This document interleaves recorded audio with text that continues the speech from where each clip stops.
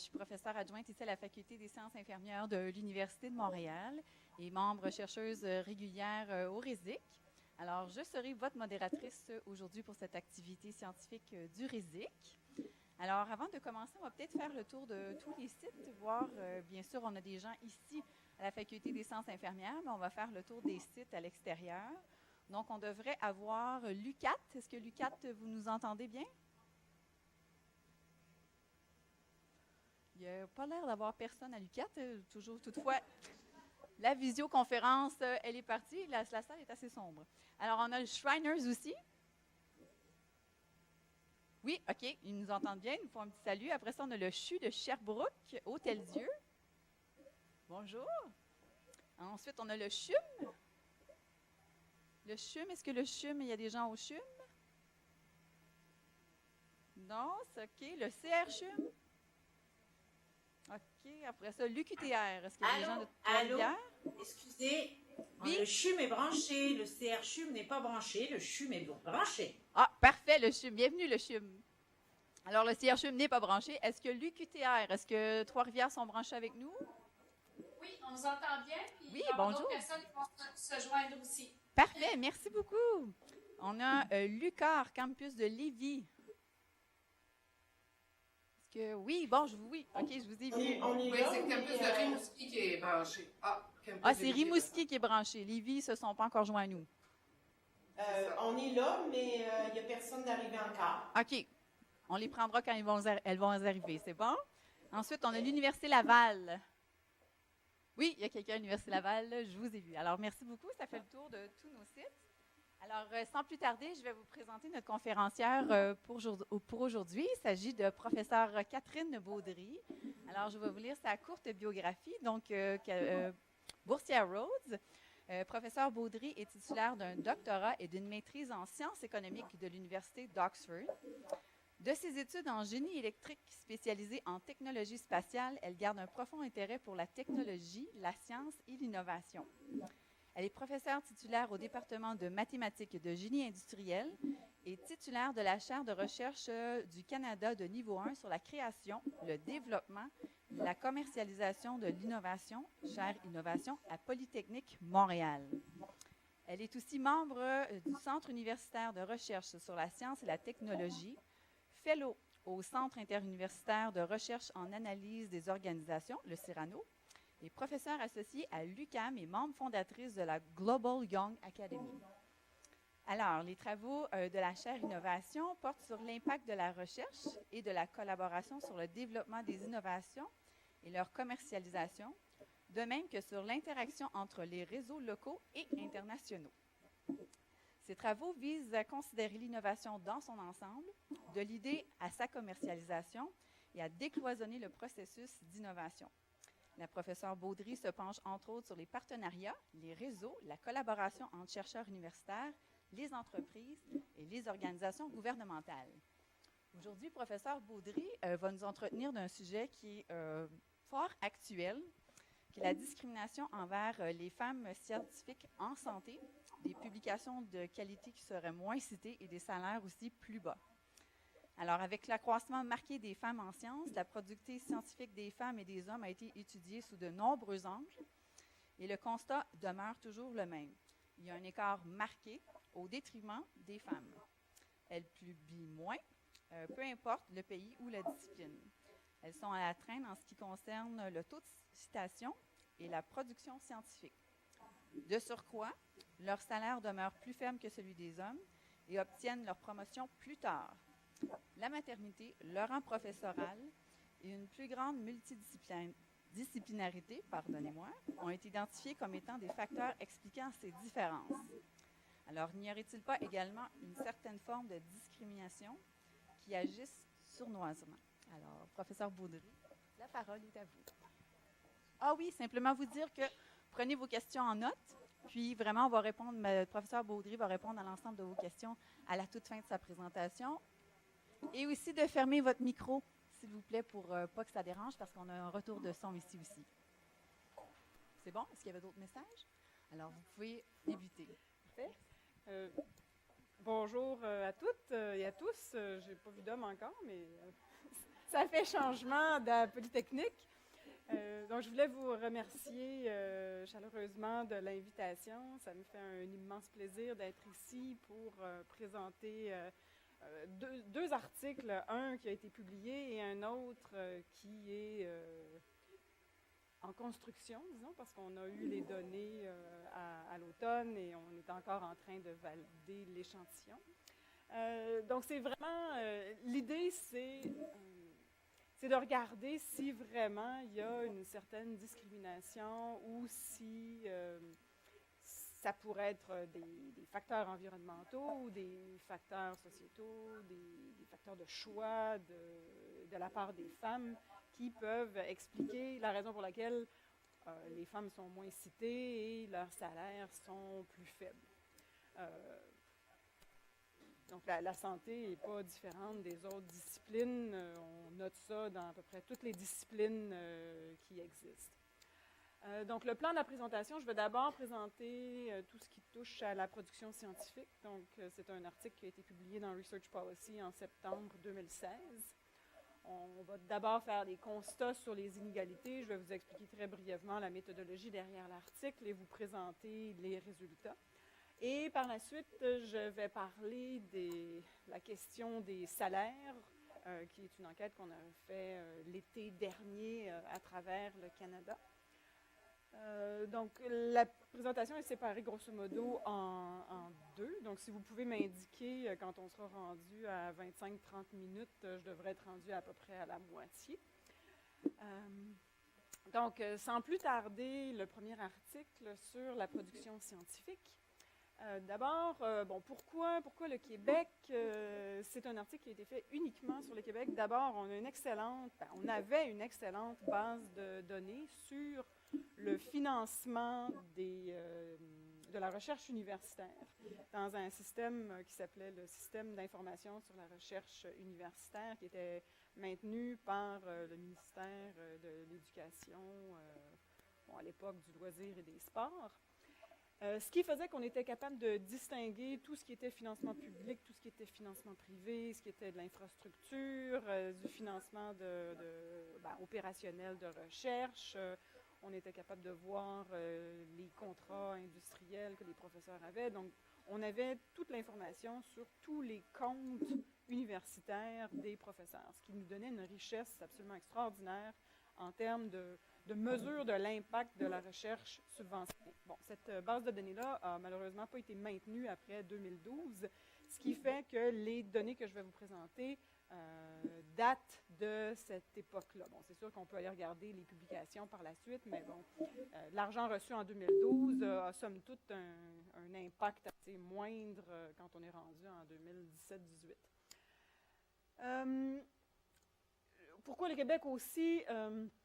Dans une étude qui a été publiée dans Nature par un de mes collègues de l'Université de Montréal, Vincent Larivière et ses collègues, il avait démontré que c'était la province qui était le plus près d'atteindre ce qu'ils appellent la parité.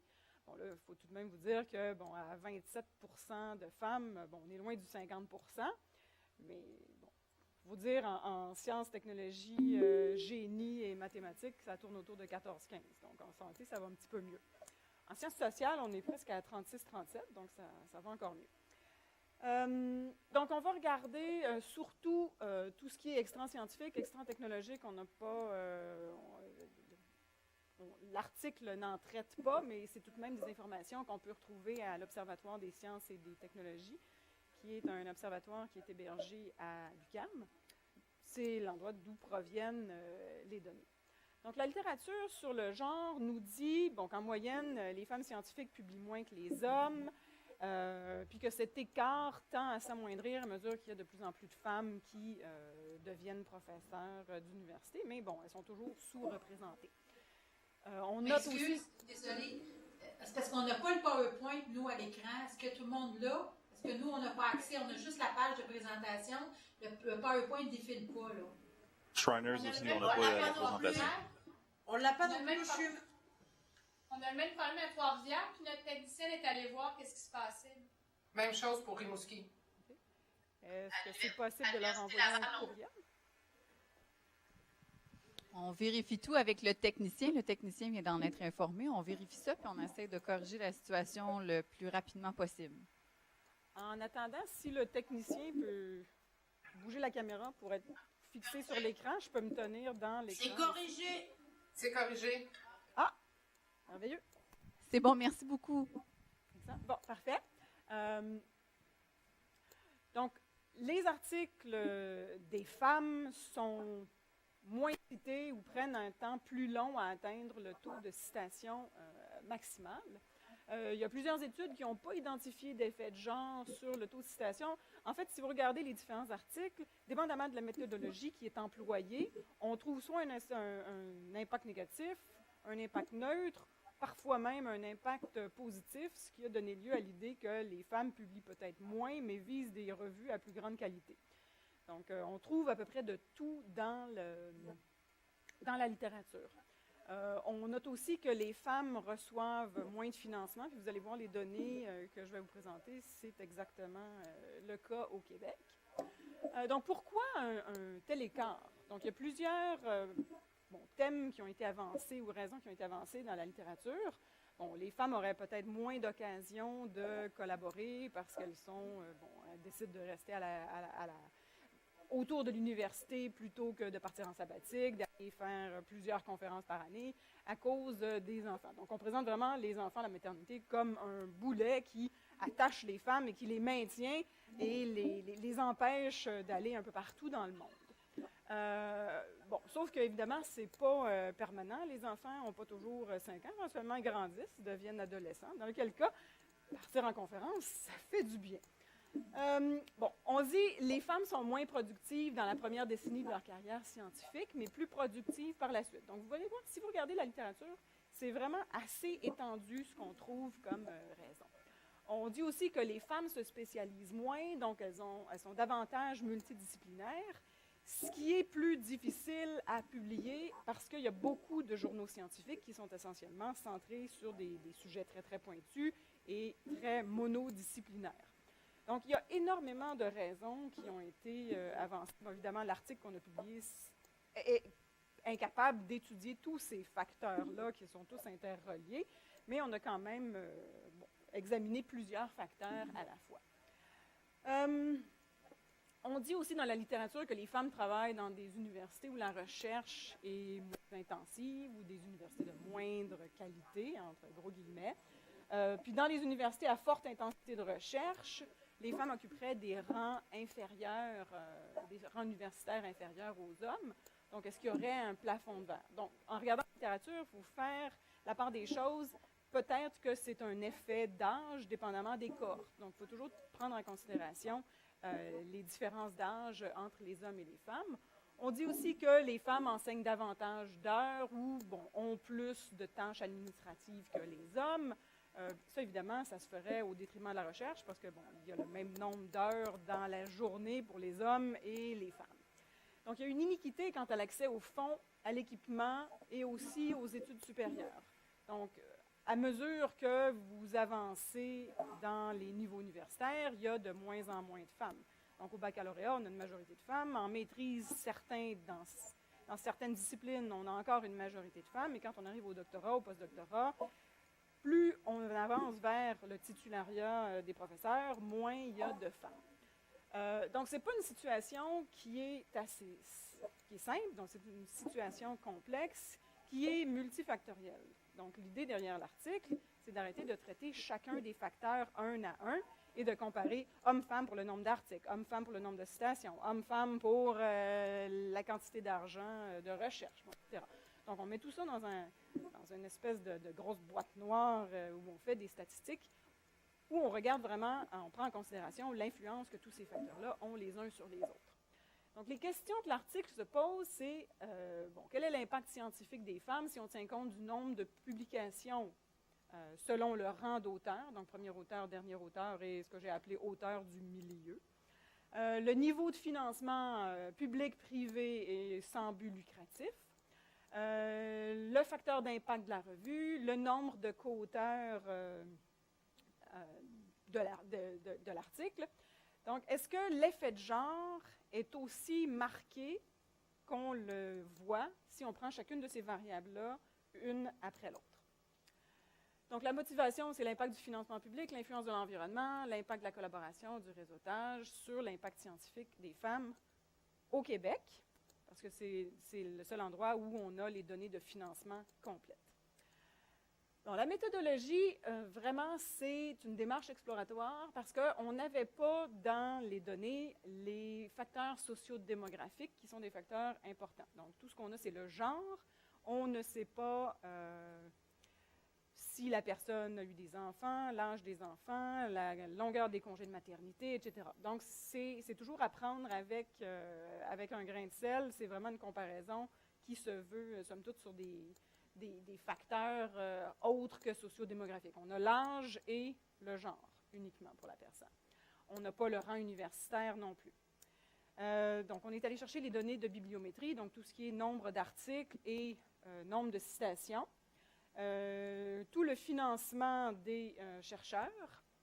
Et on a fait une analyse statistique en utilisant des données de panel, c'est-à-dire que pour chacun des individus, on a 12 années de données, autant au financement que sur les articles et les citations. Donc, ces résultats-là ont été publiés dans Research Policy en 2016. Donc, juste avant de vous présenter les statistiques, je vais vous faire un portrait sommaire de chacune des variables une à une. Donc, c'est assez parlant. Donc, si vous regardez le taux relatif de citation en santé, bon, l'article porte sur tout ce qui est STEAM et santé. Donc, ici, j'ai extrait les informations uniquement sur la santé. Donc, vous voyez que les citations relatives des femmes sont inférieures à celles des hommes. Donc, ce qu'on a utilisé comme mesure ici, c'est ce qu'on appelle en anglais « Mean Normalized Citation Scores ». C'est-à-dire qu'on normalise par rapport à la moyenne mondiale dans chacune des disciplines. Donc, si vous avez un indice qui est au-dessus de 1, ça veut dire que l'article est plus cité que la moyenne de tous les articles dans cette discipline-là, dans cette année-là. Donc, vous voyez ici, systématiquement en bas, sauf en 2010, où il y a quelque chose qui s'est passé. On n'a pas examiné exactement ce que c'est, mais on pourrait creuser. C'est une anomalie intéressante. En termes de nombre d'articles aussi, vous voyez que, grosso modo, vous avez presque un article de moins par année pour les femmes par rapport aux hommes. Ensuite, en termes de premier auteur, là, on retrouve les femmes avec un plus grand nombre d'articles. Donc, souvent, vous allez voir que les étudiants se retrouvent comme premier auteur, alors que leurs professeurs prennent le dernier rang. Surtout en santé, les directeurs de labo prennent à peu près souvent le dernier rang. Donc, c'est ce que vous voyez dans le transparent suivant. Quand on regarde le dernier auteur, c'est assez rare que les femmes se retrouvent dernier auteur. Et pour les auteurs du milieu, on se retrouve souvent dans la masse entre le premier et le dernier quand on n'est pas étudiant. Donc, les femmes sont systématiquement moins productives en termes de nombre d'articles quand elles occupent le dernier rang et un rang du milieu. En termes de facteurs d'impact, ici, ce qu'on a calculé, c'est la moyenne des facteurs d'impact des journaux dans lesquels sont publiés les articles. Par exemple, si une personne a publié 3 ou 4 articles dans une année, on fait la moyenne des facteurs d'impact pour 3 ou 4 articles-là. Donc, vous avez une moyenne par année.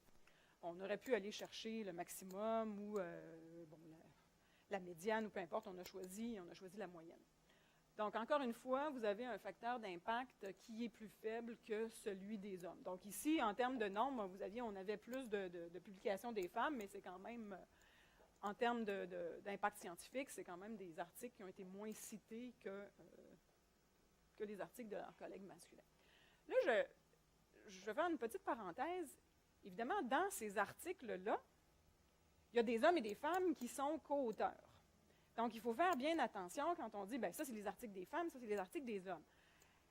Il faut faire la part des choses, et puis je vais revenir sur cette question-là plus tard dans la présentation, mais c'est quelque chose qui me trottait toujours dans la tête, parce que je me disais, en regardant les résultats en STEAM, on ne voyait presque pas d'impact sur les variables, alors qu'en santé, on voyait des impacts sur le fait d'être une femme. Donc, je me suis dit, bon, peut-être que dans les STEAM, il y a tellement peu de femmes que les citations qu'on mesure, ben, c'est les citations des 90 ou 80 d'hommes qui sont les co-auteurs et non pas ceux des femmes. Donc, il faut faire très attention quand on parle de citation des articles.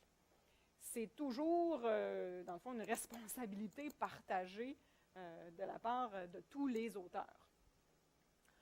En termes de financement, ce qu'on disait évidemment, on tourne autour de 110 à 140, et puis pour les femmes, en termes d'argent public, on va de 75 à peu près 90. Bon, si vous pensez que, aux IRSC, par exemple, le financement obtenu dépend du financement qu'on a eu dans le passé, ben, on n'aura jamais moyen d'augmenter si on se base toujours sur l'historique qui finançait moins les femmes, par exemple. Au niveau du privé, ben, il y a beaucoup moins d'argent privé qui s'en va dans les poches des femmes. Bon, peut-être qu'il ne reste plus de temps pour faire des contrats. On n'a pas examiné la question en détail en ce qui a trait aux raisons qui pourraient expliquer ça. Bon, le taux de succès en termes de financement public, on est allé, on a demandé les données aux IRSC puis au FRQSC. Les données sur les IRSC, je pense qu'on a une dizaine d'années pour faire des moyennes. Donc, ce qu'on trouve, c'est qu'au niveau des subventions, les femmes ont un taux de succès légèrement plus élevé, mais le taux de précision est 76 %, donc ce n'est pas nécessairement très significatif. Au niveau des prix, ben, les hommes gagnent plus de prix, puis là, on a une précision de 95 point 95 %, c'est pas particulièrement brillant, là. Vous devriez enlever le pourcentage, là. C'est 95 %, excusez-moi. En termes de FRQS, on avait seulement 2 années, donc la précision n'est pas très bonne, mais vous avez, dans le fond, le succès en nombre de subventions est plus élevé pour les hommes que pour les femmes. Mais encore une fois, la signification du test statistique n'est pas nécessairement valide. Ça nous prendrait beaucoup plus d'années pour pouvoir conclure en termes du taux de succès. Donc, prenez ça avec un grain de sel, mais on est tout de même allé demander les données, c'est ce qu'on nous a fourni.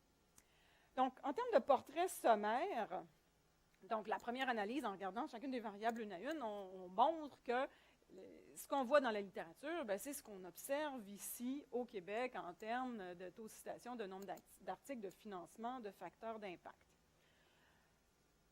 Puis, la position d'auteur varie. Mais si on pousse davantage l'analyse, c'est-à-dire qu'on va faire des régressions multivariées, est-ce qu'on obtient les mêmes résultats?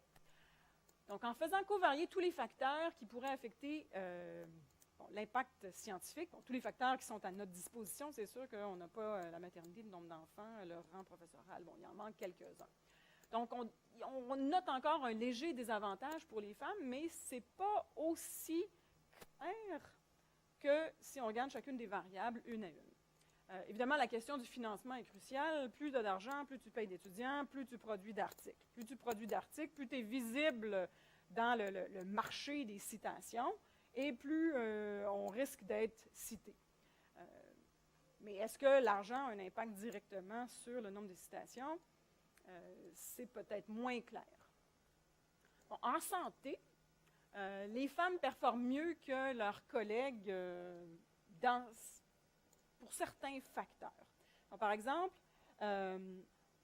si les femmes ont un financement inférieur, elles ont une production marginale d'environ 40 % supplémentaire. Donc, dans le fond, elles produisent plus avec moins. Donc, si on parle de production frugale, on est capable de faire plus avec moins. Il faut voir ça du bon côté. Bon. Ensuite, avec une taille d'équipe similaire,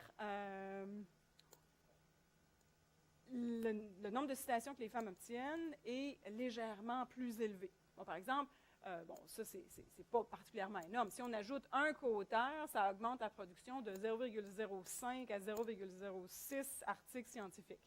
Donc, ça vous met les choses en perspective. Donc, à financement égal, les femmes sont autant productives que les hommes.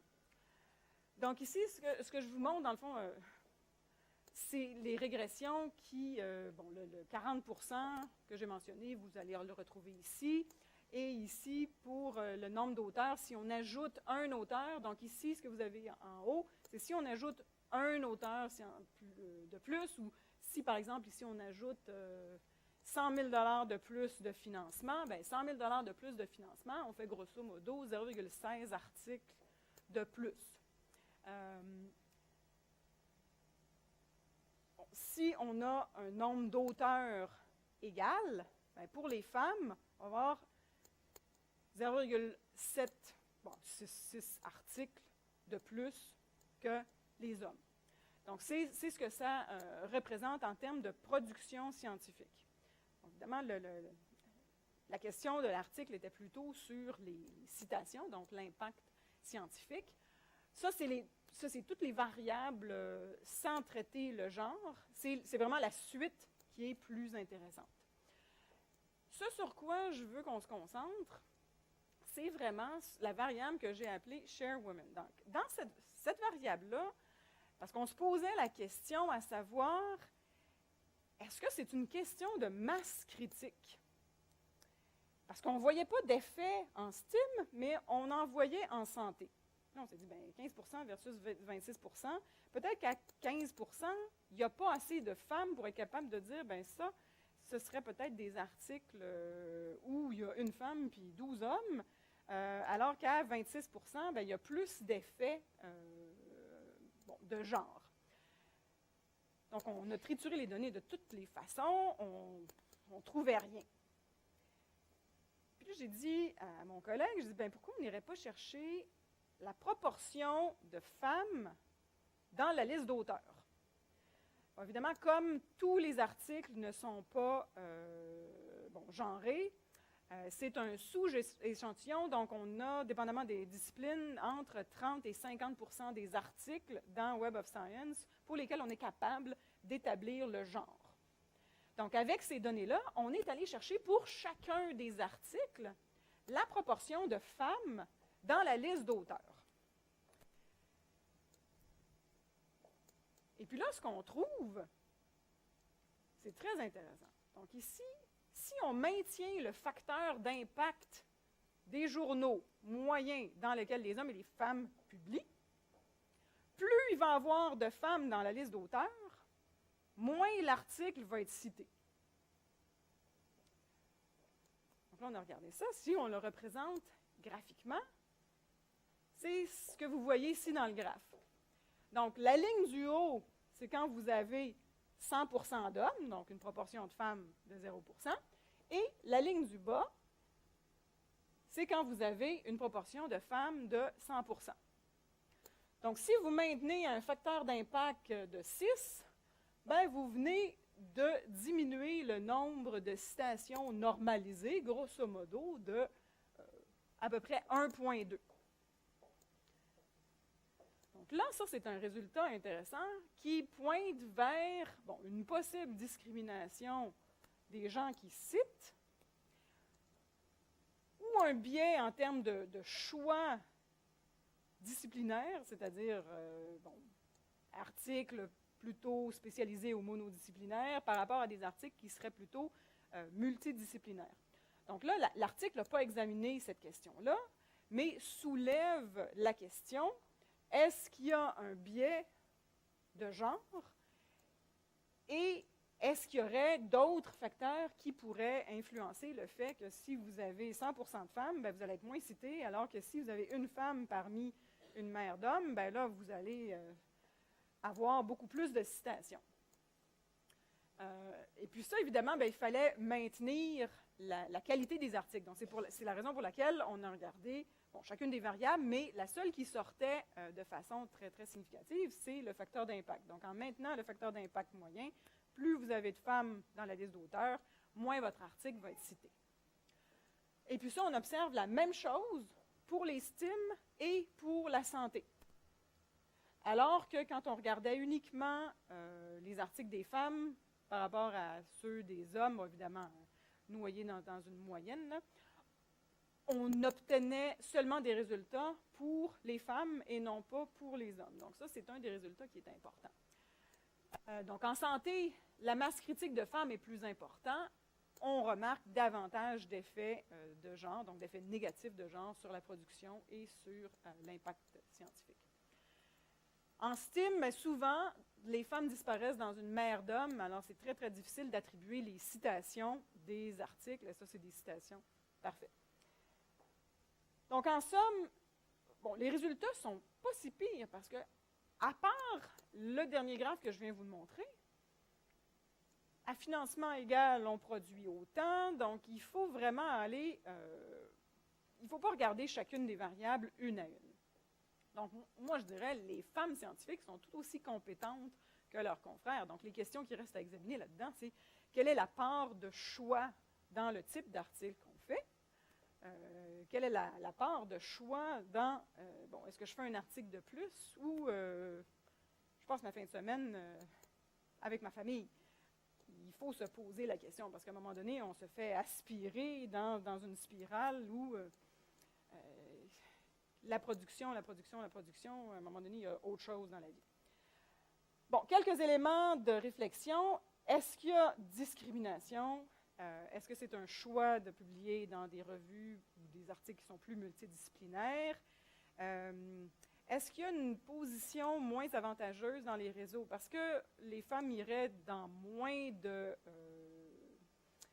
conférences, la collaboration serait peut-être plus difficile, les femmes seraient moins présentes, feraient peut-être un peu moins de networking. Est-ce que ça pourrait expliquer les citations? Donc, il y a tout un paquet d'autres facteurs qu'on n'a pas considérés là-dedans. Mais somme toute, bon, il reste encore du chemin pour atteindre l'égalité en recherche. Mais moi, je me dis toujours, à un moment donné, il faut arrêter parce qu'il y a autre chose à faire dans la vie. Ensuite, après avoir fait ça, on s'est demandé, est-ce que cette production scientifique-là pourrait avoir un impact sur nos salaires? Est-ce que les salaires, bon, évidemment, ce n'est pas toutes les universités qui sont syndiquées, et même quand les universités sont syndiquées, il y a tout un paquet d'autres choses qui viennent se rajouter, des primes de chaire, des primes administratives, la consultation. On a vu la différence énorme qu'il y avait en termes de financement privé entre les hommes et les femmes. Est-ce que ce genre de facteur-là pourrait jouer? Donc, ce que je vous présente ici, c'est vraiment le débroussaillage des données qui va nous permettre de soulever les questions intéressantes au niveau des effets de genre pour le salaire. Donc, les données existantes, il y avait un sondage que Statistique Canada menait, qui s'est arrêté en 2011, et le sondage a été repris en 2016. Donc, on a perdu 5 ans. Entre 2011 et 2015, il y avait un sondage de la CAUT qui se faisait sur une base volontaire, donc ce n'étaient pas toutes les universités qui participaient non plus. Donc, dans les données existantes, on retrouvait des données sur l'institution, le genre, l'âge, le département, le statut du salaire, les primes administratives, mais il n'y avait rien sur les autres facteurs qui pourraient influencer la rémunération ou les disparités. Donc, les congés, les interruptions de carrière, les informations démographiques, la progression de carrière, on ne trouve rien dans les enquêtes de Statistique Canada.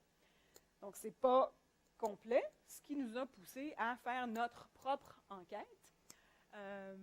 Donc, ce qu'on trouve dans la littérature sur les disparités salariales, c'est assez succinct. Donc, il y a quelques articles qu'on trouve sur les effets de genre dans les universités.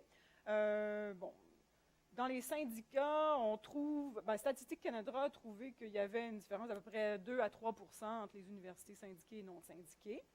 Mais la plupart de la recherche sur les syndicats porte sur les conditions de travail et non pas sur les salaires. Donc, il y a très, très peu d'informations. Et il n'y a aucune information sur le lien entre production scientifique ou impact et salaire. Donc, il y a vraiment un trou dans la littérature à ce niveau-là. Si on prend les données de Statistique Canada qu'on est allé chercher, qui sont sorties, je pense, en novembre 2017, on voit le revenu médian des hommes et des femmes en termes, bon, les professeurs titulaires font grosso modo à peu près 8 000 $ de plus au Canada. Les agrégés, ça tourne autour de 3 000. Les adjoints, ça tourne à peu près un petit peu plus que 2 000. Ici, il y a des rangs inférieurs à adjoints, mais on ne va pas les traiter dans la suite des choses parce que dépendamment des universités, il y a différents titres. Il y en a qui mènent à la permanence, il y en a d'autres qui ne mènent pas à la permanence, donc on ne va pas traiter cette autre catégorie-là. Donc, revenu médian, tout rang combiné, 129 195. Les données manquantes, là-dedans, il n'y a rien sur les primes, sur les autres types de revenus, les interruptions de carrière, les facteurs démographiques, la progression de carrière, les liens avec la performance en recherche, ou d'autres variables qui pourraient expliquer les inégalités qu'on voit. Donc, la question de recherche, c'est quels sont les facteurs qui influencent le salaire des professeurs d'université. Et là, on n'est pas rendu à faire les régressions qu'on a faites dans l'article précédent que je vous ai montré. Donc là, on est vraiment en train de débroussailler où sont les effets. Donc, on regarde, bon, il y a des effets de genre, d'âge, du poste occupé, les enfants, la syndicalisation, l'université. Production scientifique, on n'est même pas rendu à jumeler les données entre le sondage et les données bibliométriques. On n'a pas fait ça encore. Donc, je discute avec l'OST. J'avais une réunion la semaine passée avec eux pour discuter de comment on va faire le jumelage. Donc, la méthode qu'on a employée pour notre sondage pan-canadien qui a été envoyé à tous les professeurs d'université à l'été 2017, c'était un sondage en 3 parties. Donc, on parlait de tout ce qui était formation initiale, emploi actuel et carrière universitaire. Donc, quand vous avez obtenu le titulariat, l'agrégation, quand vous êtes devenu permanent, adjoint, bon, etc. À quel âge vous avez donné le premier cours, eu votre première subvention, publié votre premier article, tout ce qui est conditions de travail, le nombre d'heures dédiées à la recherche, à l'administration, à l'enseignement, à la consultation, etc. Ensuite, toutes les informations démographiques sur le genre, l'âge, la situation familiale, les interruptions de carrière, le nombre d'enfants, le nombre de dépendants. Donc, on a séparé ici les enfants qui étaient de 0 à 5 ans, 6 ans à 18 ans et les dépendants adultes. Donc, en fin mai, on a fait un pré-test en Saskatchewan. Moi, j'ai un bon ami qui travaille à l'Université de Saskatchewan, donc ça nous a permis de rentrer. Donc, c'est la seule raison pour laquelle on a fait le pré-test en Saskatchewan, donc ne cherchez pas d'autres raisons. Fin juin, premier renvoi en Colombie-Britannique, Alberta, Ontario, Québec et Nouvelle-Écosse. Donc, on a envoyé au-dessus de 40 000 invitations. On a eu 2 934 réponses. Ensuite, on a nettoyé les listes d'envoi pour voir tous les courriels qui avaient rebondi. Mi-juillet, on a renvoyé 24 700 invitations. On a eu un autre 2 300 réponses sur l'échantillon envoyé. On a obtenu au final 5 668 questionnaires. On en a enlevé 425. Et puis, à la fin, on a 5 243 individus, dont 2 123 au Québec. En cours de sondage, on a reçu énormément de commentaires et de questions des chercheurs qui étaient en médecine clinique. Et on s'est rendu compte qu'il y avait tellement de disparités au niveau de la rémunération. Je pense que chaque chercheur est unique. Donc, on a décidé d'exclure médecine clinique de l'échantillon. Donc, ce que vous allez voir, santé, dans l'article, dans ce que je vais vous présenter, exclut médecine clinique parce que c'était impossible de trouver une catégorie dans laquelle on pouvait les mettre. Une prochaine enquête peut-être pourra examiner ce secteur-là, mais avec des questions qui sont vraiment ciblées, qui nous permettent de bien comprendre le secteur, parce que pour l'instant, c'est trop différent du reste du système universitaire au niveau de la rémunération. En termes de caractéristiques générales, on est en train de valider l'échantillon avec les données de Statistique Canada pour évaluer la représentativité de notre échantillon. Ce n'est pas terminé, mais les données que vous avez là vous permettent de voir, grosso modo, en termes de profs adjoints, Notre échantillon, on a 55 % de femmes, alors que dans le sondage de Statistique Canada, il y a 48 % de femmes. Donc, on surestime systématiquement les femmes dans notre échantillon. Je ne sais pas, les femmes sont plus gentilles, répondent plus à nos sondages. Donc, bon. En termes de profs agrégés, c'est 55 % par rapport à 43 % Et professeurs tutélaires, on a 38 % de femmes, alors que Statistique Canada, on trouve 28 %. Donc, on a 10 %, jusqu'à 10 % de plus de femmes qui ont répondu à notre sondage. Donc, dans les analyses qui vont suivre, on va devoir pondérer par grands champs disciplinaires, provinces et genres, de façon à sortir des données qui vont être, qui vont avoir des poids d'échantillonnage. Ça n'a pas été encore fait, mais ça s'en vient.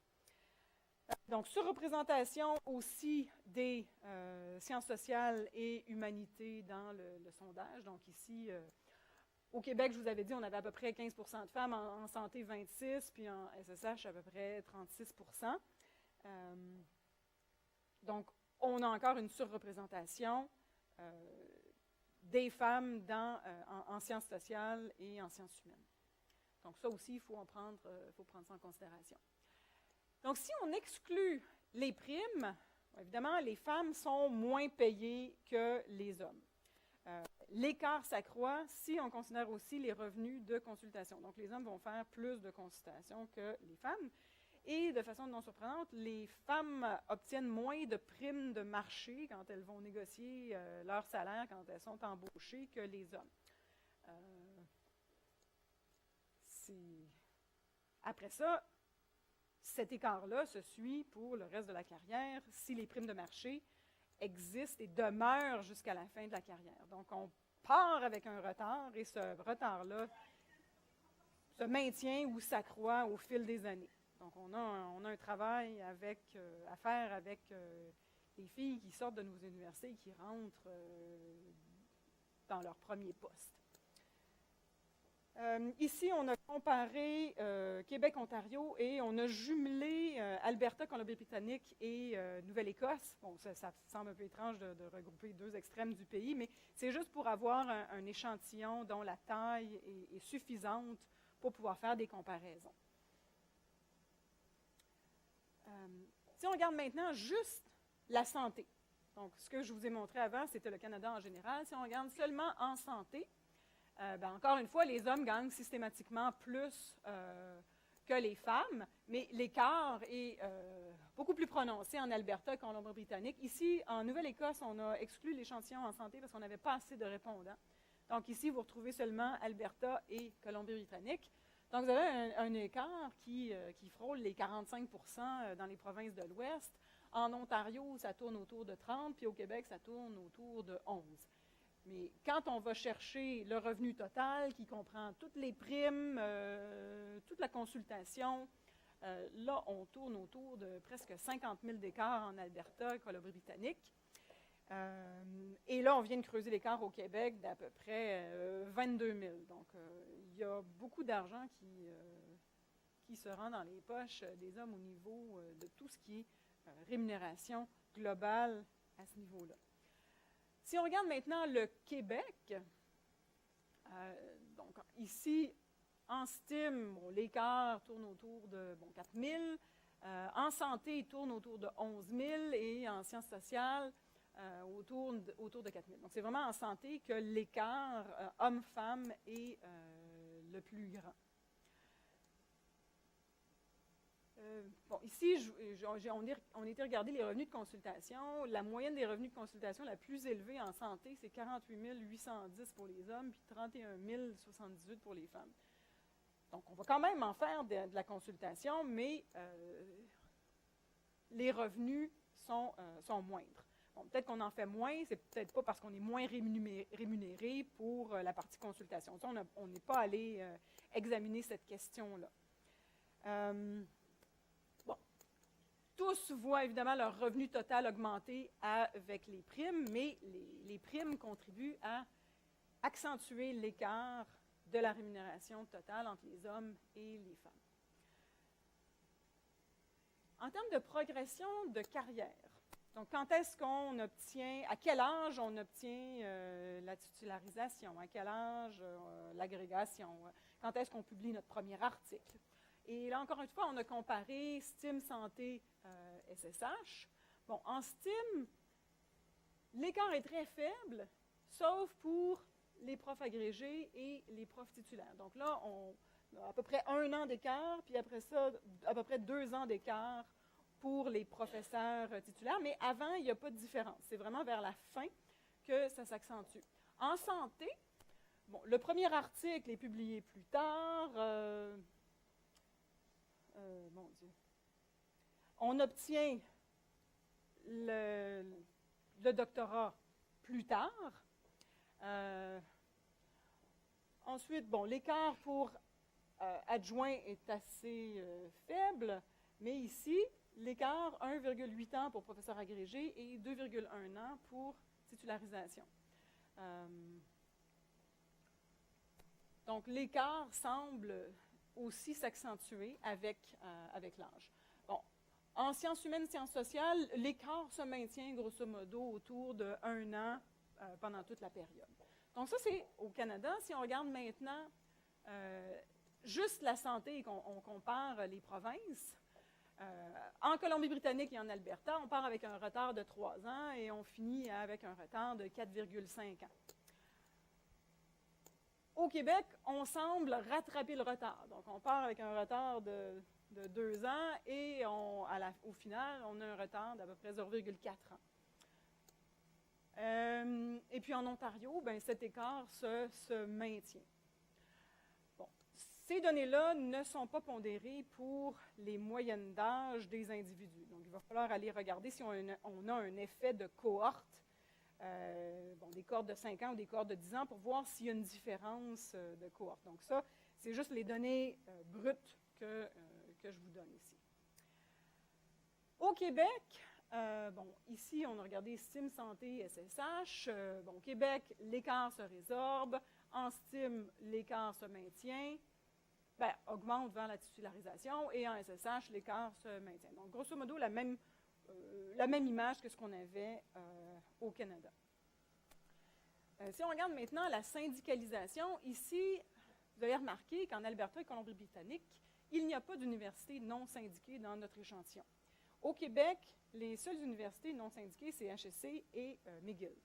Donc, quand on regarde le domaine de la santé, ce n'est pas tellement HEC. Donc, ici, l'effet qu'on voit au Québec en santé, c'est probablement pas un effet de syndicalisation, mais probablement un effet McGill, c'est un effet d'université.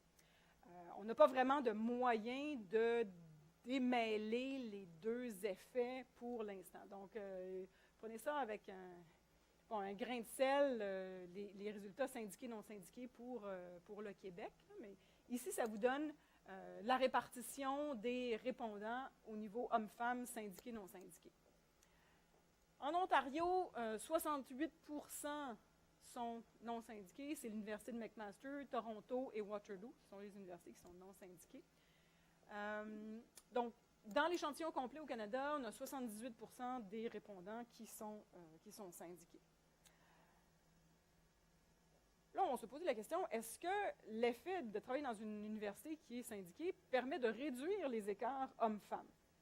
Donc, on a été faire un paquet de comparaisons. Donc, en Ontario, les syndicats permettent de réduire la différence salariale entre les hommes et les femmes, mais pas au Québec. Mais là, ici, il faut prendre en considération que c'est un effet HEC-McGill quand on regarde les différences hommes-femmes. Donc, est-ce que c'est HEC et McGill qui ont des écarts plus grands au niveau des genres? C'est peut-être pas un effet de syndicalisme.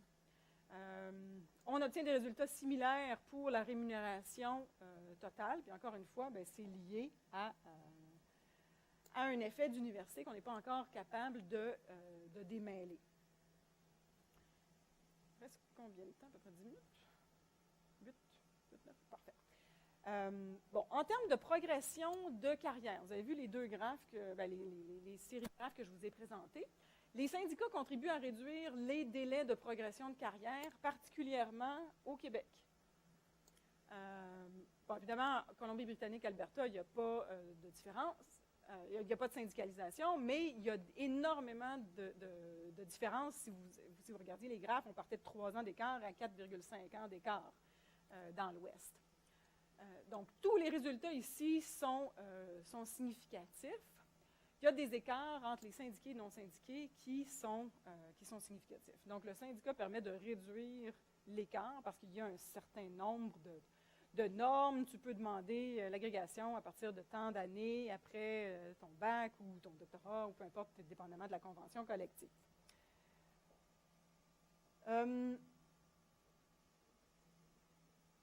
Ici, je vous rappelle qu'on avait enlevé la médecine clinique. Dans le domaine de la santé, 69% des répondants sont syndiqués. Au Canada, il y a peu d'hommes en santé dans les universités non syndiquées. Et puis au Québec, il y a peu d'hommes et de femmes en santé et en STEM qui sont non syndiqués. Donc déjà, là, on a un échantillon qui est assez petit quand on regarde syndiqués, non syndiqués, hommes-femmes au Québec dans le domaine de la santé. Donc il faut prendre ça avec un grain de sel. Si vous regardez le nombre de femmes non syndiquées, on est à 199 personnes, ici 158. Donc là, on commence à parler de petits échantillons par rapport à ce qu'on a dans les données de Statistique Canada. Donc, il faut faire attention. Les inégalités par discipline, mais encore une fois, il y a beaucoup de différences. Les hommes non syndiqués en santé, par exemple, font 156 000 et les hommes syndiqués, 142 680. Donc, dans les universités non syndiquées, bon, par exemple, vous allez retrouver McGill, l'Université de Toronto, donc des grosses universités avec des grosses facultés de médecine. Donc, vous avez un écart à peu près de 13 000 Même du côté des femmes, l'écart ici est d'à peu près 10 000 Donc, le tableau du haut compare les hommes et les hommes syndiqués, non syndiqués, les femmes et les femmes syndiquées, non syndiquées. Et le tableau du bas compare les hommes et les femmes non syndiqués, donc un écart de 26 000, et les hommes et les femmes syndiqués, et ici on a un écart de 23 000. Donc, l'effet syndicat ou l'effet d'université ne semble pas avoir un effet réducteur de l'écart salarial. On passe de 26 à 23 000 d'écart en santé, bon, ce qui n'est pas, étant donné la grande variabilité des données, ce qui ne semble pas être très significatif. Bon, ça, je veux juste vous dire ici que les syndicats contribuent à éliminer l'écart selon le genre dans les STEM, mais comme l'échantillon est très petit, je ne vais pas m'étendre là-dessus, mais en santé, on a aussi noté que les syndicats permettent de réduire les primes au marché.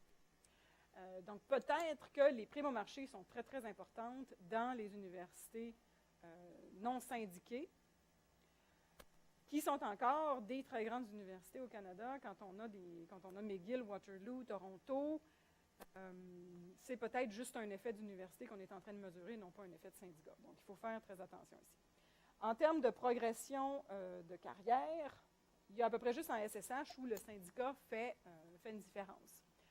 En santé, on observe un long délai avant d'obtenir le statut de professeur titulaire. Ça, c'est ce qu'on remarque, qui ressort très fort au Canada.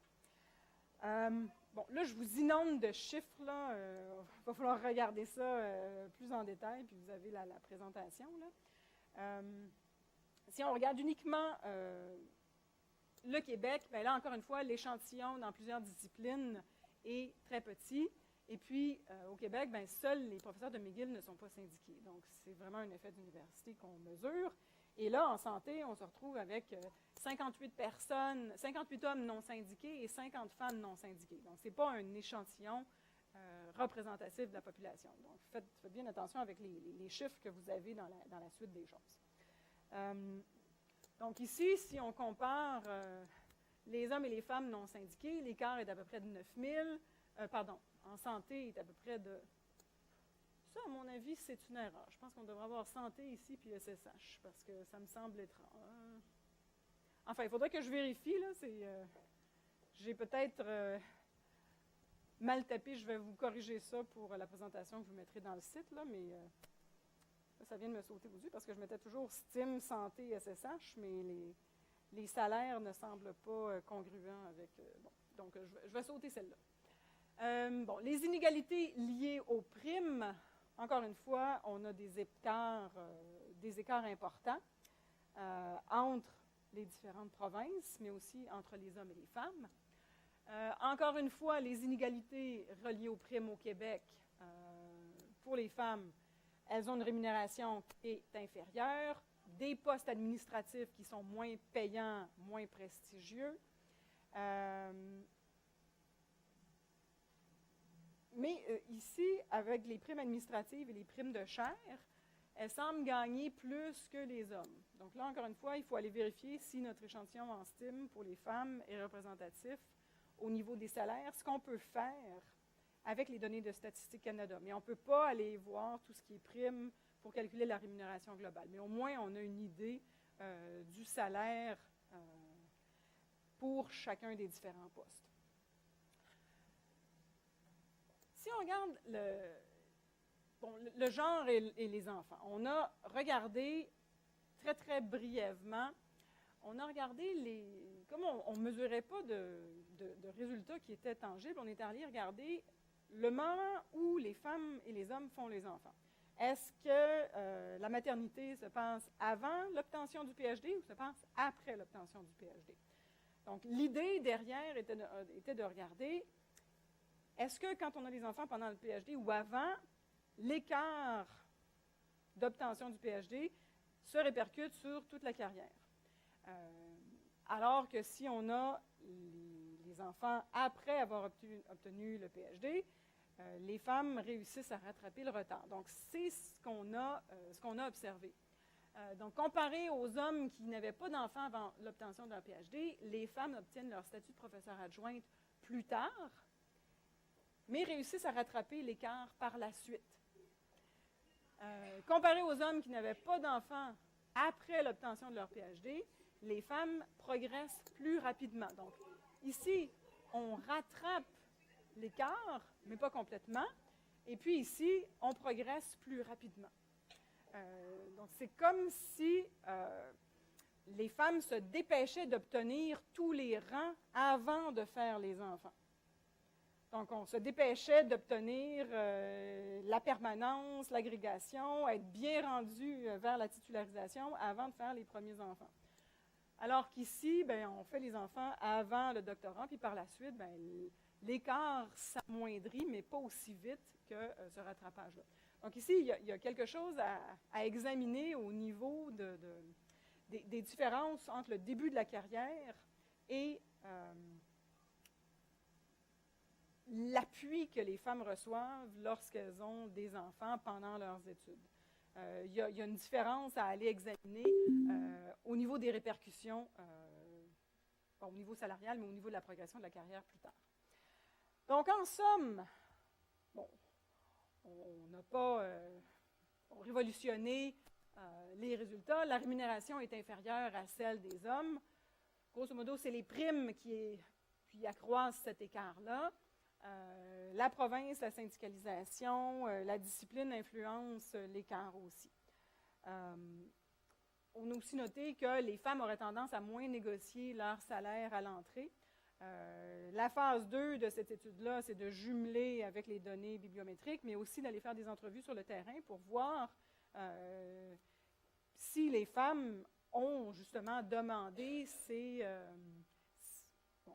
primes à l'entrée au début de leur carrière ou si elles ne les ont tout simplement pas demandées. Donc, de deux choses l'une, soit les femmes n'ont pas demandé les primes de marché, soit qu'elles les ont demandées et qu'elles ne les ont pas obtenues.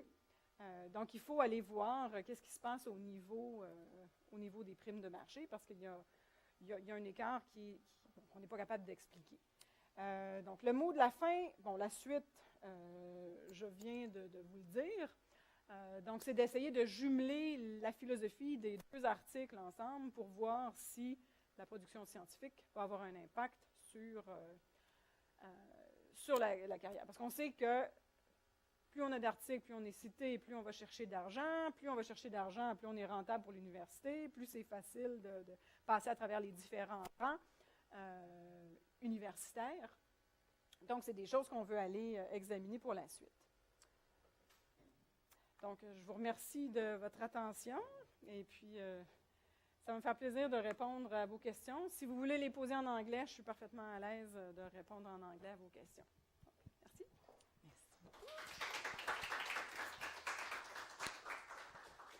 Merci beaucoup, professeur Baudry, pour cette présentation vraiment éclairante et parfois étonnante sur certains aspects.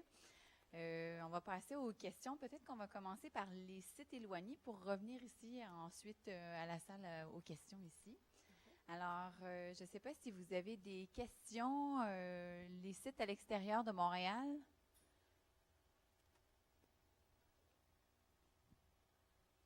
Simplement juste appuyer sur le bouton qu'on puisse vous entendre. Le CHUM. Oui, l'Université Laval. Ben non, je vais laisser la parole à Nathalie. Vas-y, Nathalie. Merci. Droit d'aînesse. Moi, ma question, elle était vraiment... je ne sais pas si vous avez la réponse. Merci beaucoup d'abord pour cette présentation. C'était très intéressant. Je vais y rester sur ce mot-là. Est-ce qu'il y a eu des propositions, des projets, enfin des choses qui se sont faites ici ou ailleurs dans le monde pour essayer, je dirais, de changer la donne? Des initiatives un peu marginales ou originales qui ont essayé d'avoir un levier, une influence sur certains de ces éléments que vous avez montrés. Parce que c'est pas nouveau non plus, là, même si c'est très bien documenté, là. Avant de partir en période de ressourcement, là, communément appelée sabbatique, je faisais partie du comité piloté par la vice-présidente recherche de l'Université de Montréal, un comité qui s'appelle... c'est le comité sur la diversité en recherche. Et l'idée des travaux du comité était d'abord d'identifier quels sont les écarts, où sont les écarts, quelles sont les forces de l'Université de Montréal, quelles sont les forces des femmes et des hommes à l'Université de Montréal. Et quand j'ai laissé les travaux au mois de juin dernier, on était rendu à travailler avec les gens en ressources humaines pour mettre en place des protocoles pour essayer de voir comment on peut changer la situation, comment on peut informer les femmes de ce que les hommes font quand ils sont embauchés, essayer de donner un peu plus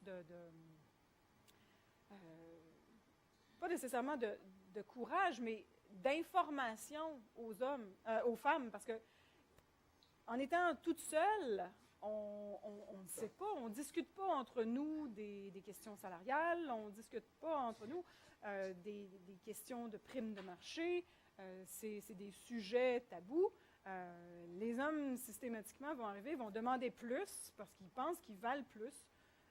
Beaucoup de femmes arrivent sur le marché du travail et sont tellement contentes d'avoir le poste que ça s'arrête là. Ils ne vont pas demander prime de marché, ils ne vont rien négocier, ils vont venir à la maison, j'ai obtenu le poste. Merveilleux. Et il faut que cette information-là circule, que les femmes sachent qu'on peut aller négocier, que tout se négocie. Leur donner les moyens, les outils pour aller négocier, pour aller se défendre. Donc, c'est des questions qu'on examinait avec les gens qui sont en relation de travail et qui sont du côté psychologie. Bon, évidemment, moi, j'ai laissé le comité pour partir en sabbatique, mais c'est des choses qui se font à l'Université de Montréal en ce moment. Il y a un comité qui est vraiment multidisciplinaire où on examine chacune des questions. Il y a aussi les questions des chaires de recherche du Canada, les fameuses chaires d'excellence où on a seulement une femme parmi 17, ce qui est une aberration. Puis on peut comprendre la ministre Duncan de vouloir changer la donne, mais Et puis, les processus qui ont été mis en place vont faire en sorte que les universités qui ne se plieront pas aux nouvelles normes vont être pénalisées d'une certaine façon. Donc, je pense qu'en juin dernier, la ministre avait donné 12 à 18 mois aux universités pour se conformer. Donc, ça, c'est une initiative qui est au niveau gouvernemental. Au niveau européen, il y a énormément de projets de recherche et de projets en partenariat avec le milieu qui visent aussi à faire un peu plus de, excusez-moi le terme anglais, mais les d'empowerment des femmes qui arrivent sur le marché du travail, que ce soit dans le volet industriel, gouvernemental ou dans le milieu universitaire. À mon avis, c'est une question de transparence et d'information. En n'ayant pas les informations, on ne sait pas que ça se fait et qu'on peut demander. Quand on arrive et puis les gens qui font les entrevues d'embauche nous présentent la grille salariale, on est syndiqué ici dans telle université, voici la grille salariale. On ne pense pas à négocier des suppléments salariaux ou des primes supplémentaires ou des primes de marché. On se fait dire, ça, c'est les règles, et puis on suit les règles. Alors qu'il y a beaucoup d'hommes qui se disent, ben non, moi, je ne suis pas les règles.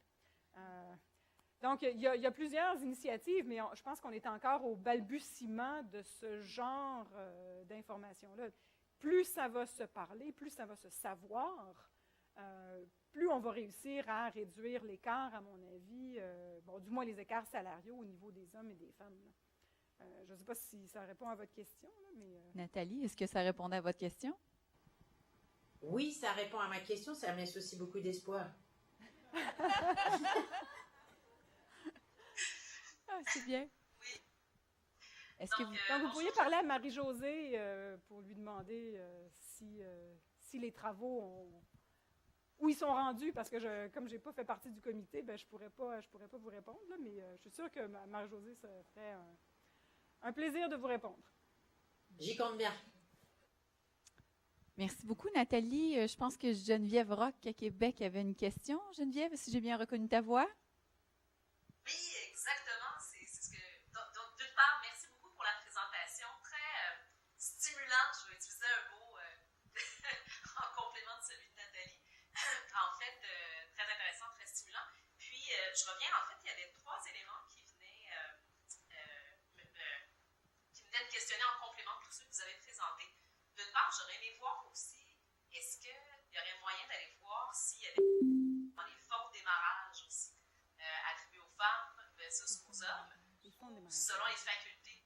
Les fonds de démarrage, parce que souvent, en fait, c'est un aspect de la performance de départ qui peut aider la performance de la suite. Donc,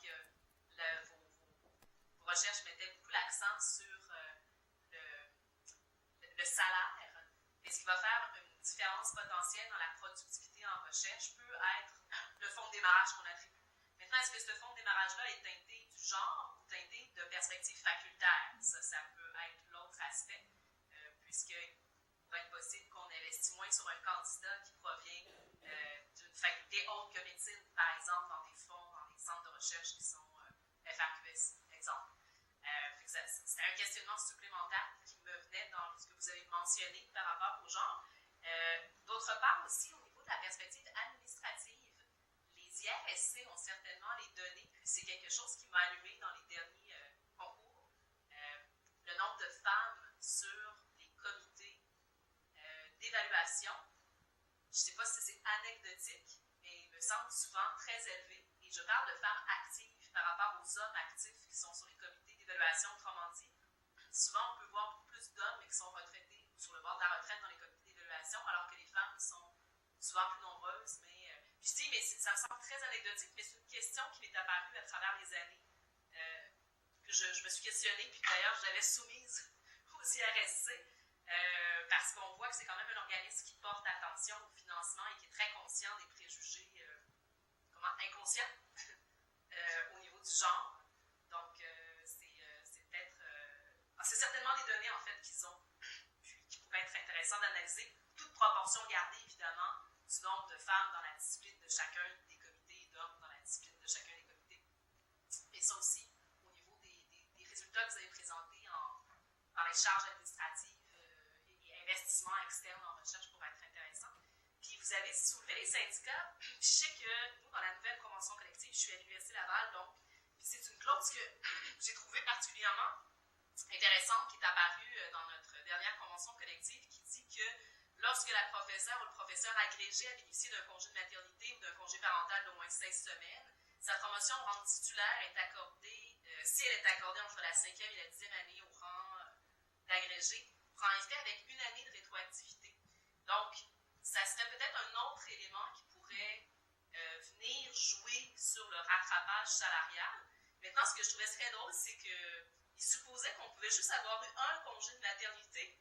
Maintenant, j'aimerais bien savoir l'interprétation quand on a eu 2 ou 3 durant nos 5 années suivant l'agrégation, mais qu'on arrive à la même performance que nos collègues. Alors, ça sera très drôle sur l'interprétation, mais ça fait partie des clauses syndicales. Vous mentionniez l'avantage des syndicats.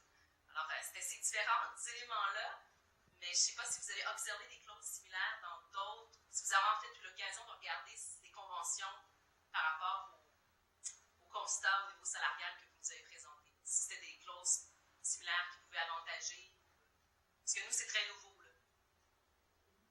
Parfait. Je vais prendre chacune de vos questions dans l'ordre. Pour les fonds de démarrage, on n'a pas posé la question dans l'enquête, mais c'est quelque chose qu'on pourrait aller voir avec les données du premier article, parce que ça va être inscrit dans les données de CIRU. Évidemment, les données s'arrêtent en 2012, mais il y aurait moyen de voir qu'est-ce qui est fonds universitaires et quand c'est obtenu par le chercheur, selon l'âge du chercheur. Bon, c'est sûr qu'un fonds universitaire, quand tu es rendu à 55 ans, c'est peut-être pas nécessairement un fonds de démarrage, à moins d'arriver d'ailleurs. Mais bon, c'est quelque chose qu'on pourrait certainement aller regarder puis qu'on va prendre en considération pour quand on va faire le jumelage des données bibliométriques avec les données de sondage. Donc, je vous remercie, c'est une très bonne piste. Au niveau des ERSC, j'avais entendu il y a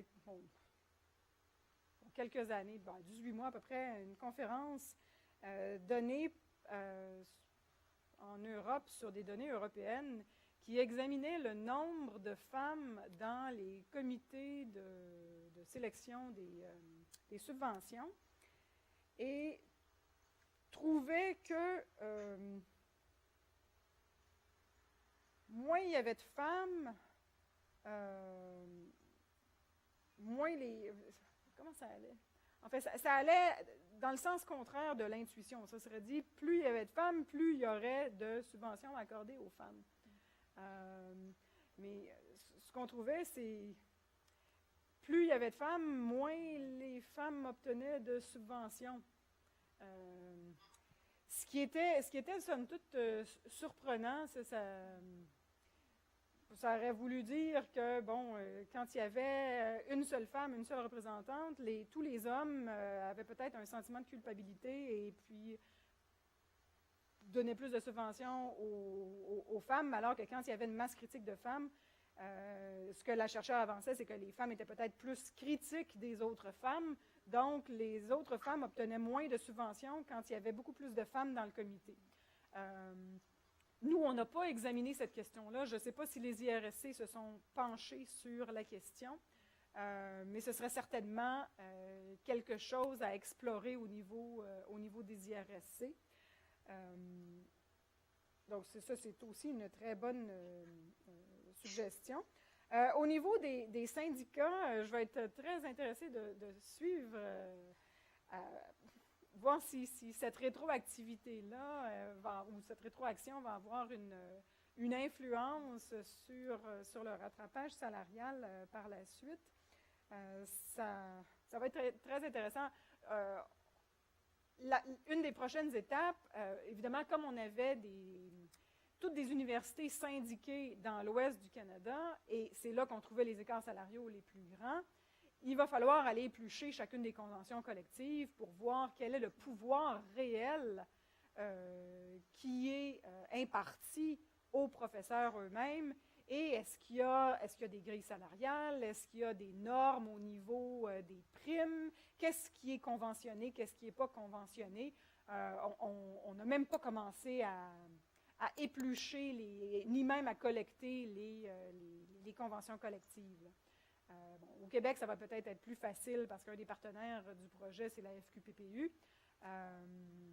Si je ne m'abuse, je pense que Laval, vous n'êtes pas membre de la FQPPU. Donc, il va peut-être falloir que je vous contacte directement pour avoir la convention collective que vous venez de signer, puis les conventions collectives dans le passé.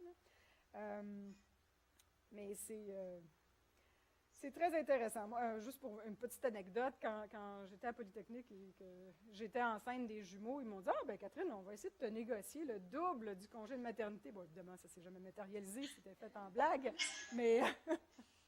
Et je ne sais pas si vous avez une clause jumeaux dans votre convention collective, puis que quand vous avez des jumeaux, vous rattrapez 2 ans, ça serait le fun. Mais bon.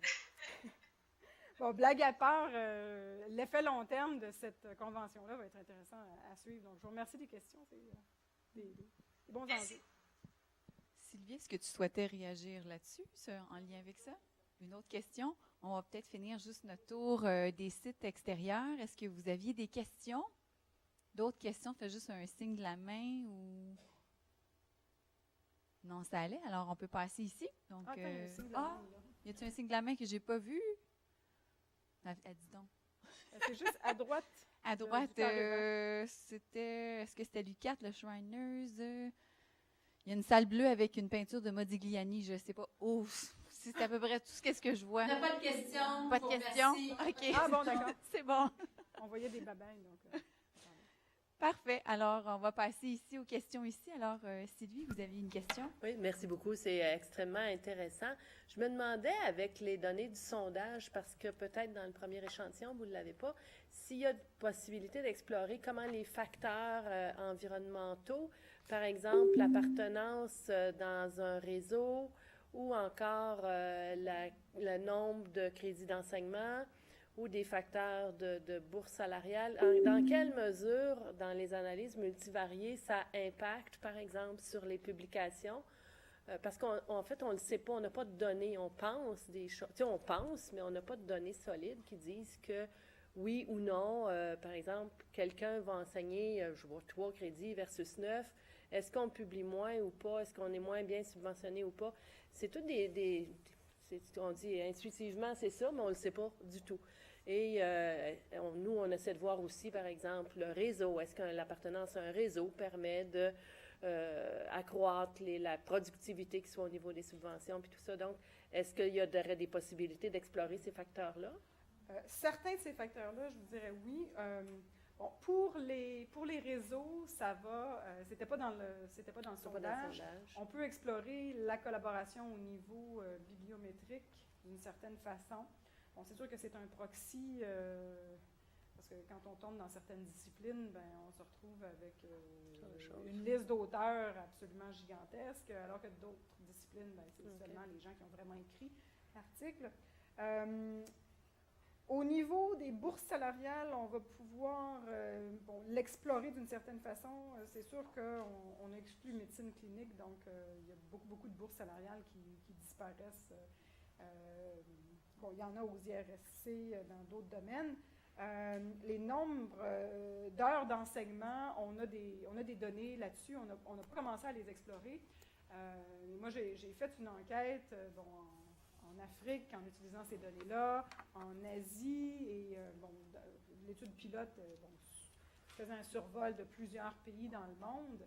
Et il faut être bien conscient de l'âge de la personne et de l'expérience en carrière, parce que ce qu'on a trouvé dans certaines études, c'est que le nombre d'heures d'enseignement avait un effet positif sur la production scientifique, mais c'était juste une mesure de maturité. Parce que quand ça fait 10 fois que tu donnes le cours, puis qu'à chaque fois on améliore légèrement, on peut commencer à donner beaucoup plus de cours et ça prend beaucoup moins de temps. Alors qu'en début de carrière, quand il faut monter les cours, moi j'avais calculé que chaque heure de cours me prenait à peu près 10 heures de travail. Donc, en donnant un cours de 3 heures par semaine, tu en avais pour 30 heures à monter le cours. Et puis, finalement, tu apprenais le cours à peu près une semaine avant les étudiants. Donc, quand tu commences à monter tes cours, ça prend énormément de temps, alors que quand ça fait la 5e fois, puis tu es juste rendu à faire des améliorations itératives, le nombre d'heures d'enseignement doit être modulé ou modéré par des facteurs d'expérience. Est-ce que c'est un nouveau cours? Et puis ça, malheureusement, on ne l'a pas posé comme question dans le sondage. Ce qu'on va trouver qui joue, mais là je fais référence à d'autres études, le nombre d'heures en recherche, le nombre d'heures de supervision va avoir un impact quasi direct sur la production scientifique. Et tout ce qui est administration a un effet négatif. Mais tout ce qui est enseignement, c'est très difficile de distinguer les effets à cause des répétitions des cours. Il y a certains profs qui vont se retrouver toujours avec des nouveaux cours, alors qu'il y en a d'autres, ça fait... puis dépendamment des sujets aussi, des cours de maths qui sont donnés à Polytechnique en première année, c'est des mathématiques, somme toute, qu'on enseigne depuis des dizaines et des dizaines d'années. Ce n'est pas des sujets qui changent. Alors que si on enseigne des cours qui doivent se maintenir à la fine pointe de la technologie, il y a énormément de recherches. Donc, dépendamment du sujet, du cours, de l'expérience du prof, ce qu'on va trouver, ça va être des effets qui vont être vraiment souvent contre-intuitifs, mais quand on creuse, on se rend compte que tous les cours ne sont pas identiques. Fait qu'il faudrait tenir compte de différentes variables, mais ça s'analyse en autant que vous ayez les données. Là, oui, mais ça devient des données comme un proxy, sont vraiment complexes. L'âge peut devenir un proxy, mais encore une fois, déjà dans la discipline, il va y avoir une telle différence. Okay. Est-ce que le prof, par exemple, décide de faire une classe inversée ou d'avoir des nouvelles initiatives pédagogiques qui vont prendre énormément de temps, alors que d'autres vont avoir un cours magistral, que ça fait 50 ans qu'ils l'enseignent? Encore une fois, il va falloir creuser en détail l'enseignement en tant que tel. De mon expérience, des 3 enquêtes que j'ai faites là-dessus, c'est toujours des résultats complètement bizarres qu'on obtient sur l'enseignement. Donc, c'est très, très difficile à mesurer. Donc, on a des raisons de ne pas le savoir. Oui, on a des très bonnes raisons. Alors que le nombre d'heures en recherche, le nombre d'heures en supervision, le nombre d'heures de consultation, le nombre d'heures d'administration, ça, c'est des choses qui sont beaucoup plus uniformes parce que c'est facile à compter. Mais le nombre d'heures d'enseignement, il y a tout ce qui vient autour qu'on ne mesure pas. Et puis, il faudrait vraiment creuser la question au niveau de l'enseignement. Puis ça, c'est une enquête en tant que... toute seule. Là. Ouais. Mais c'est une excellente question. Juste pour revenir au niveau du Canada, moi, je suis sur ces comités-là, puis les nouvelles par rapport, ça fait 1 an que vous avez quitté, c'est vraiment dans la même démarche où ça se fait au vice-rectorat pour l'équilibre homme-femme. Il y a des pénalités qui vont arriver du secrétariat des chaires, mais il y a les comités qui mettent en place les 4... qui vont soulever les 4 sous-représentations, donc les femmes par rapport aux hommes, les handicaps, les personnes de couleur et le dernier, 4 inégalités, là, les autochtones. Donc, c'est encore dans l'air du temps et tous les travaux se font dans ce sens-là au Canada parce que c'est des conséquences qui vont arriver et chaque université est dans cette lignée-là. Est-ce que les universités se parlent pour voir quelles sont les différentes initiatives qui sont mises de l'avant ou chacune fait ça dans son coin? Bien, je pense que les données il y a des données qui sont publiques, à savoir lesquelles qui sont en déficit sur tel facteur versus un autre. Puis il y a des inégalités qui sont plus difficiles à combler par manque de ressources carrément. Les femmes, c'est pas un manque de ressources parce qu'elles sont là à l'université, mais si on prend autochtones, donc c'est le manque, le peu de ressources professorales pour combler ces postes-là. Donc, c'est vraiment dans l'air du temps, là. Merci, Sylvie. Est-ce qu'il y aurait d'autres questions? Il est 13h25. Il resterait peut-être une question. Kelly, oui? quand vous aviez parlé au niveau des revues où les gens publient les facteurs d'impact et tout ça, par discipline, il y a beaucoup de différences sur ce qui est la moyenne, dans le fond, d'un facteur d'impact dans la discipline. Ça, est-ce que ça vient influencer comment vous analysez, comment vous faites voir vos résultats? Non, parce qu'on a tout normalisé par discipline. Donc, on vient éliminer complètement l'effet de discipline en calculant le facteur d'impact moyen normalisé par discipline. Donc, on compare toujours un article dans sa propre discipline pour cette année-là. Donc, il n'y a pas d'effet de discipline du tout.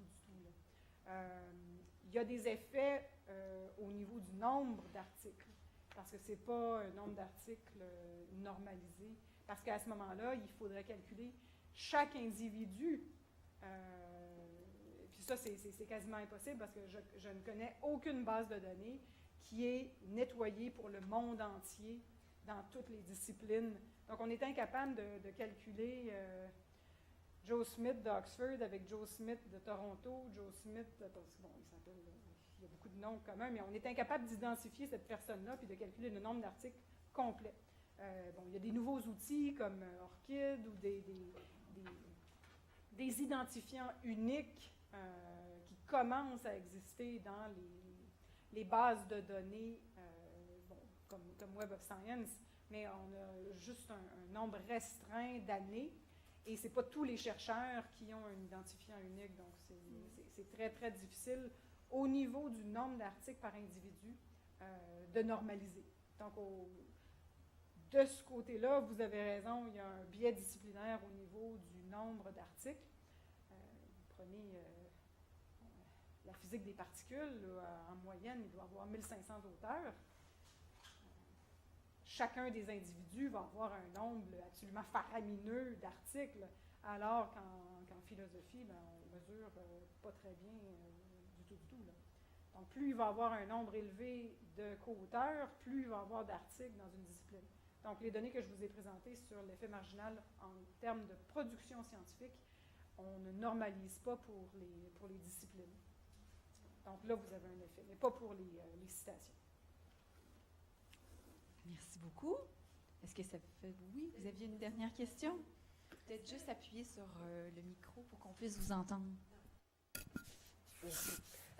Je ne sais pas si vous avez regardé ou si vous avez des données sur ça, sur s'il y a un lien entre le genre de l'éditeur d'une revue et si la première ou la dernière personne co-auteur et le genre de la première ou la dernière personne co-auteur. Donc, par exemple, est-ce que les éditrices favorisent des publications qui sont peut-être qui viennent plus des femmes? Non, ça, je n'ai pas d'informations là-dessus, mais c'est sûr qu'on pourrait trouver pour chacun des journaux qui était l'éditeur en telle année. Il faudrait aussi voir qui sont les autres éditeurs, parce que souvent une revue va avoir plusieurs éditeurs dépendamment du... Ça devrait exister comme données. Je ne sais pas si c'est facile de reconstituer, mais ce serait un bien intéressant à aller examiner. C'est sûr qu'on pourrait le faire pour quelques revues. Oui, c'est ça, comme les revues majeures, par exemple, ça serait intéressant de voir. Oui, effectivement, ce serait vraiment très intéressant de regarder ça. C'est une très bonne idée. Donc, ça met fin à notre visioconférence. On a perdu les gens en visioconférence. Tout le monde est disparu. Un sincère merci, professeur Baudry. Ça m'a fait très, plaisir. très éclairant. Et il restera vraiment assez de cogiter pour essayer de voir comment on peut oui, puis je vais vous revenir avec le transparent pour lequel j'avais des doutes. Là. Je vais aller vérifier les données. C'est jamais parfait, les présentations PowerPoint. À chaque fois qu'on la relit, on corrige des affaires. Donc. On parlait des enfants. Moi, j'étais avec la population qui est vieillissante. Je n'ai pas d'enfants, mais j'ai des parents qui vieillissent. Alors, les aidants naturels. Oui. Donc, cette question-là aussi, effectivement. Moi, à un moment donné, dans ma carrière, je riais parce que je disais, finalement, j'ai plus d'enfants que de papier.